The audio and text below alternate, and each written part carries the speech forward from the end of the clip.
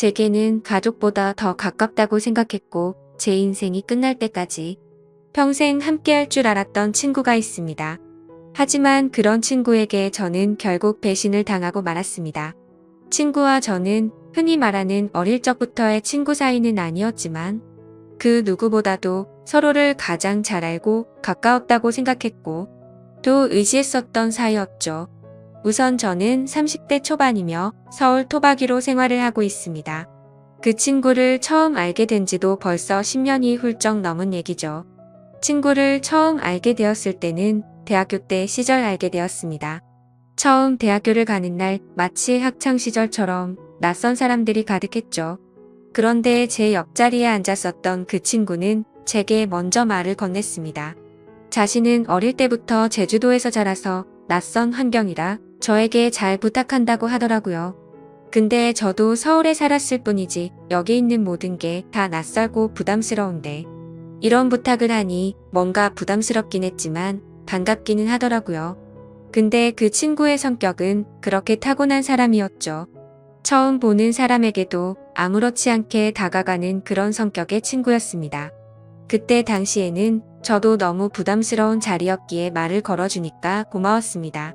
제게는 낯선 환경에서 도움이 돼주었던 친구였죠.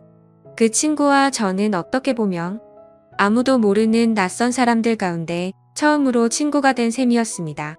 그래서 같이 많은 시간을 함께 붙어 다녔고 결국 동아리까지 같이 들어가게 되었습니다. 지금은 그렇지 않겠지만 제가 대학교 생활을 할 때만 해도 특정 동아리는 마치 군대 마냥 군기가 엄청 강했습니다. 저는 동아리 활동은 취미라는 생각이 강했었고 언제든지 그만두면 그만이지라는 생각이 있었습니다. 하지만 그때 당시 제가 그 동아리에 들어가게 된 이유가 있었죠. 왜냐하면 지금의 제 아내가 그때 제가 짝사랑했었던 여자였습니다. 대학교에 오자마자 반했던 여자였죠. 저희 학과 특성상 대부분 남자들이어서 그런지는 모르겠지만 제 아내는 그때 당시에 몇 명 안 되는 여자들 중에서도 아주 인기가 많았죠. 지금에서야 하는 말이지만 저 말고도 고백을 많이 받았다고 했던 걸 들었습니다. 아무쪼록 저는 신입생 환영회에서 제 아내를 처음 만나게 되었고 예쁜 외모에 밝고 털털한 성격에 첫눈에 반하게 되었습니다. 그래서 가까이 지내고 싶었고 매일 같이 보고 싶었죠. 하지만 평상시에 마주치고 싶어도 잘 보이지가 않더라고요. 그래서 저는 도대체 왜 잘 보이지가 않나 싶어서 원인을 찾아봤습니다. 알고 보니 제 아내는 학과 생활보다도 동아리에 더 뜻이 깊었던 건지 수업 시간 외에는 늘 동아리에 있더라고요. 그래서 잘 보이지 않는 이유가 동아리 때문이란 걸 알게 된 후로 저는 그 동아리에 가입을 하게 되었습니다. 근데 제 친구도 제가 가입한 동아리를 따라서 가입하더라고요. 그때는 단순히 저를 따라서 가입한 걸로만 알고 있었습니다. 그것도 10년이 넘게 그런 생각을 갖고 있었던 거죠. 그때 당시에는 많은 게 즐거웠습니다. 성인이 되고 나서 술을 마시는 것도 새롭고 즐거웠고 동아리에 가서 스트레스를 받을지언정 제가 사랑하는 아내를 매일같이 볼 수 있었으니깐요. 그런데 그런 마음만 가지고 적성에 맞지 않는 동아리에서 오랜 시간을 보내기에는 많은 고통이 뒤따르더라고요. 제가 동아리에 별로 관심이 없는 걸 알아챘는지 바로 윗 기수의 남자 선배 한 명이 어느 순간부터 저를 자꾸만 건들더라고요. 니까짓 게 왜 여기 와서 물을 흐리냐? 이따위로 시간 때울 거면 꺼지라고 하더라고요. 저는 자존감이 너무 무너졌고 화가 나서 그만둬버릴까라는 생각을 한두 번 한 게 아니었습니다. 하지만 제가 좋아하던 아내가 동아리에 있었기에 차마 그럴 수가 없었죠. 그러다 저는 선배가 하는 말에 도저히 참지를 못했고 큰 각오를 하고 결정을 했습니다. 내가 나가는 일이 있더라도 고백은 하고 나가겠다라고 말이죠. 그래서 고백을 하려고 몇 날 며칠을 기다렸습니다. 그러다 때마침 고백을 할 수 있는 기회가 생겼죠. 저는 시험 기간이라 공부를 했고 밥을 먹고 잠깐 잠이나 잘까 해서 동아리 방에 들렸더니 제 아내가 혼자서 동아리에서 있었던 거죠. 그래서 저는 무조건 오늘 고백을 해야 하는 기회이구나 싶었고 제 진심을 담아서 고백을 하게 되었습니다. 하지만 그 말을 듣더니 곧장 아내는 장난치지 말라며 저의 고백을 거절했었죠. 그래서 저는 장난으로 하는 말이 아니고 당신 때문에 관심도 없는 동아리에 가입까지 했다고 말했습니다. 그러자 아주 오랫동안 깊은 생각에 잠겨서 고민을 하더라고요. 그러면서 자신은 고민할 게 있다면서 생각을 해보고 대답을 해준다고 했습니다. 그날로부터 일주일 정도를 기다렸습니다. 제 아내는 저의 고백을 받아주게 되었고 저희는 교제를 시작하게 되었죠. 그 이후 저는 동아리를 탈퇴하려고 했지만 여자친구가 여기에 있는데 다른 남자들이 찝쩍거릴 것 같아서 결국 끝까지 버텼었죠. 하루하루가 행복했었고 대학교를 오기 잘했다고 생각했습니다. 첫눈에 반했던 여자와 연애를 하게 되었고 평생을 함께할 만큼 마음의 단짝이라고 생각되는 절친한 친구가 생겼으니깐요. 저와 아내는 자연스럽게 친구도 함께 자주 다니게 되었습니다. 그러다 결국 저는 군대를 가게 되었고 친구는 미국에서 출생만 한 미국 시민권자였기에 군대를 면제받게 되었죠. 저는 친구에게 말했습니다. 여친에게 다른 남자들이 절대로 찝쩍거리지 못하게 잘 부탁한다고요. 그러자 친구는 그런 걱정은 하지 말라며 건강히 잘 다녀오라고 했고 저는 그렇게 군대를 가게 되었습니다. 제 아내에게는 정말 미안하고 고마웠습니다. 서로 만나게 된 지 1년밖에 안 됐을 때 혼자 내버려두고 가야 했기 때문이죠. 그리고 2년을 한결같은 마음으로 기다려주는 모습에 제가 평생 책임을 져야겠다 생각을 했습니다. 그렇게 저와 아내는 군대를 다녀온 시간을 포함해서 5년이라는 길다면 긴 시간 동안 교제를 하게 되었고 곧바로 결혼을 하게 되었습니다. 그리고 나서 제 친구는 제가 결혼을 한 뒤로 자신의 고향인 제주도로 다시 돌아가게 되었죠. 친구는 제주도로 돌아가게 된 후에 부모님의 지원을 받아서 해양 레저숍을 운영하더라고요. 그렇게 사업을 성공적으로 이룬 친구는 젊은 나이에 억대가 넘는 연봉으로 성공한 삶을 이루었고 저는 그저 그런 평범한 직장에 취직을 하게 되었습니다. 그렇게 친구는 1년에 한 번 정도씩 얼굴을 보게 되었죠. 하지만 너무 친했던 친구라서 아주 오랜만에 보더라도 어제 만난 듯이 전혀 거리낌이 없었고 저희는 늘 그렇듯 우정을 다져가고 있었습니다. 그러다 얼마 전 친구는 이번에 비즈니스상 미팅이 있어서 서울로 온다고 하더라고요. 반가운 마음에 아내의 허락도 구하지 못한 채 저희 집으로 꼭 오라고 말했습니다. 막상 말하고 나서 끊고 나니 아차 싶더라고요. 그래서 아내에게 어렵게 말을 했죠. 성원이가 다음 주에 서울 올라와서 집으로 오라고 했는데 괜찮으라고 하자. 아내는 잠깐 멈칫하더니 응 그럼 괜찮지라고 대답을 하더라고요. 저는 아내가 이해를 해주어서 다행이구나 싶었습니다. 며칠이 지난 뒤 친구는 서울로 올라오게 되었고 일을 마치고 저희 집으로 찾아왔습니다. 아내는 친구에게 간단히 인사를 하고는 술상을 차리러 갔고 친구와 저는 오랜만에 만나서 시간 가는 줄도 모르고 술자리를 가지게 되었죠. 그렇게 한창 술을 마시고 자고 일어났더니 친구는 여전히 잠을 자고 있었고 저는 늦잠을 자버리는 바람에 정신없이 출근을 했습니다. 그리고 나서 퇴근을 하고 집으로 들어갔더니 친구와 제 아내가 마주 앉아서 밥을 먹고 있더라고요. 저는 친구에게 내려간 줄 알았더니 아직 안 갔어? 라고 묻자 친구는 아직 일이 덜 끝나서 며칠만 더 있다가 간다고 하더라고요. 그러자 아내는 서울에 아는 사람도 없고 여기에 친구가 있는데 굳이 딴 데 가지 말고 저희 집에서 머물러도 된다고 말하더군요. 친구는 너무 민폐가 아니냐며 괜찮냐고 하는데 뭐라고 하겠습니까?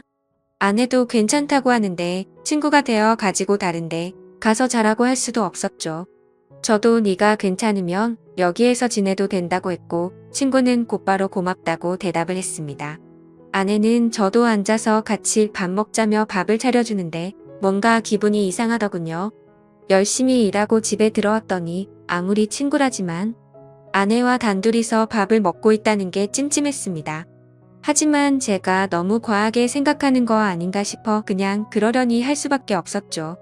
옷을 갈아입고 식탁에 앉으니 비싼 한우가 놓여져 있었고 온갖 음식이 푸짐히 차려져 있더라고요. 저는 아내에게 이게 뭐냐고 묻자 친구가 대답하더라고요. 제 아내가 먹고 싶어 해서 아까 같이 장 보다가 자기가 샀으니 부담 갖지 말아달라고 했습니다. 그래서 둘이 같이 장도 보러 갔다 왔냐고 묻자 친구는 술도 깨고 산책도 할 겸 같이 다녀왔다고 하더군요.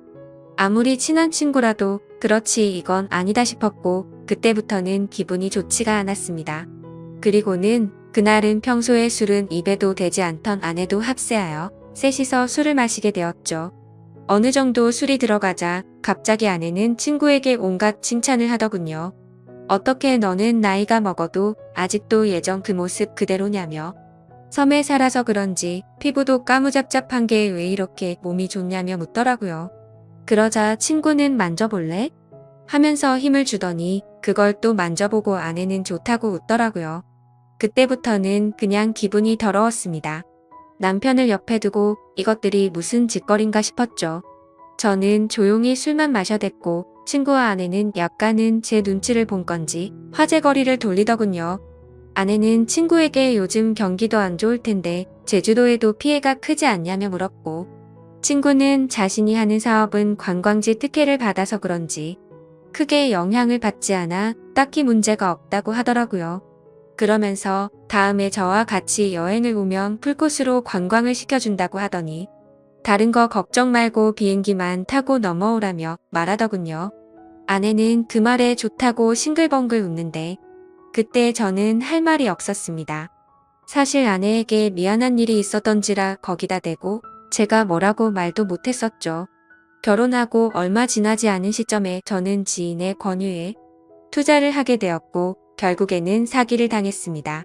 그때는 아내에게 조금 더 안락한 삶을 살게 해주고 싶은 마음에 과감히 투자를 했지만 오히려 빚더미에 앉게 만들어서 생활을 더 힘들게 만들어버렸죠.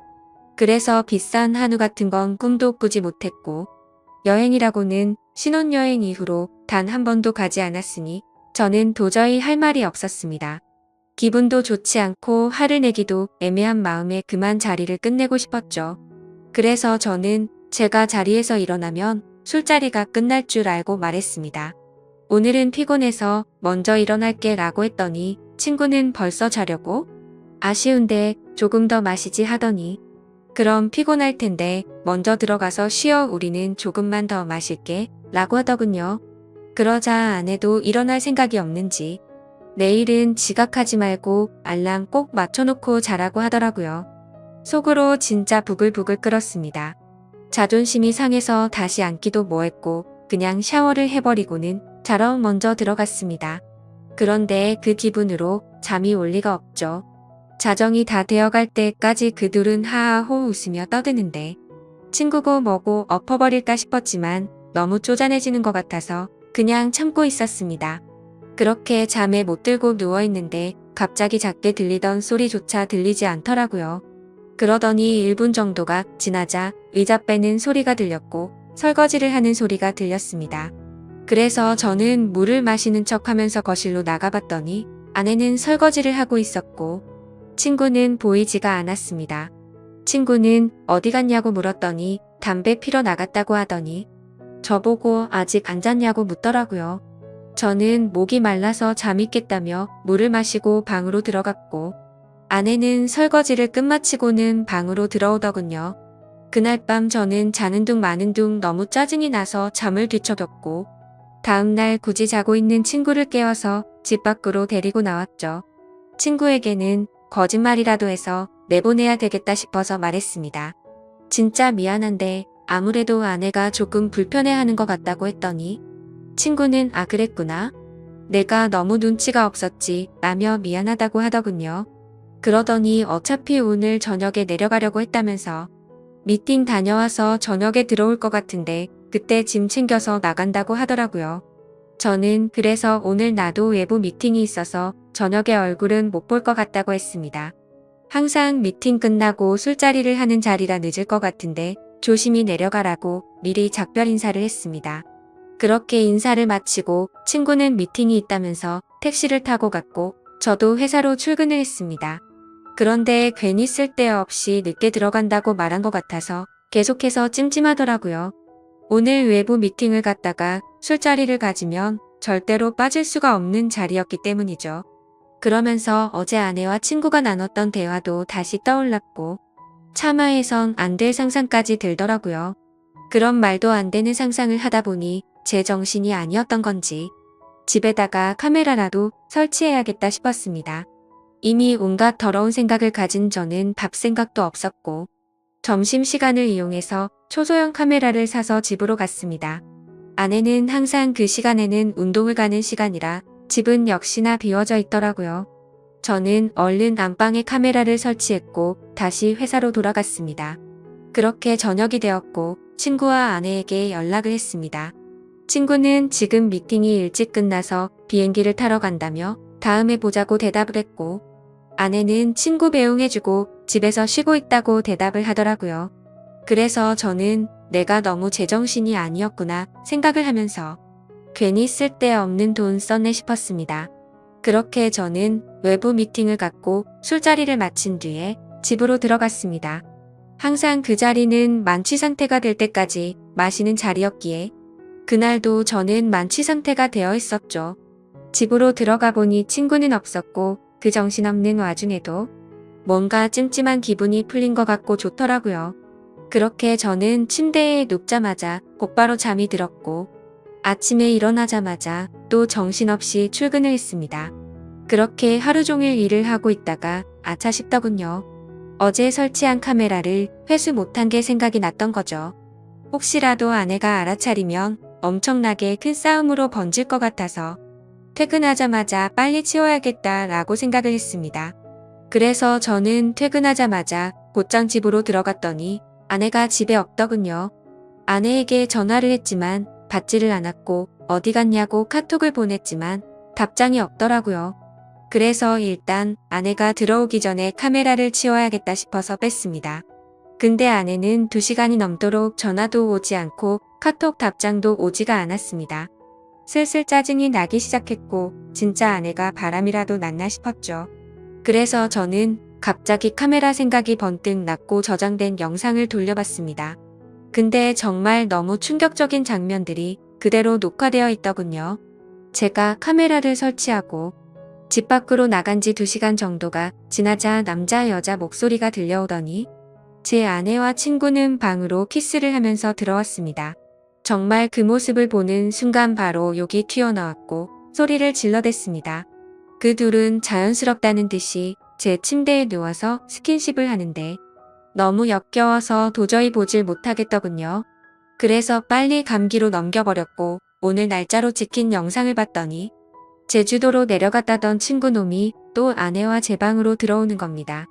너무 큰 충격을 받아서 할 말이 없고 생전 처음으로 눈물이라는 걸 흘렸습니다. 슬퍼서 우는 게 아니라 분노가 극도로 치밀어 오르다 보니 눈물이 난다란 걸 깨달았죠. 그러면서 제가 퇴근하기 1시간 전쯤 남편이 들어올 수도 있을 것 같다면서 계속 같이 붙어 있고 싶은데 아쉽다고 하더니 나가서 같이 있자고 하더니 화면에서 사라졌습니다. 제가 그 영상을 보는 중에도 제 아내는 친구놈과 밖에 나가서 같이 붙어 있었던 거였죠. 저는 그래서 바로 친구놈에게 전화를 했습니다. 역시나 전화를 받지 않더군요. 근데 아내와 달리 몇 통을 걸었더니 전화를 받더라고요. 저는 침착하고 물었습니다. 제주도에 조심히 잘 내려갔냐고 물었죠. 그러자 친구는 잘 내려왔지. 그게 그렇게 궁금해서 전화를 이렇게 몇 통씩이냐고 했냐고 묻더군요.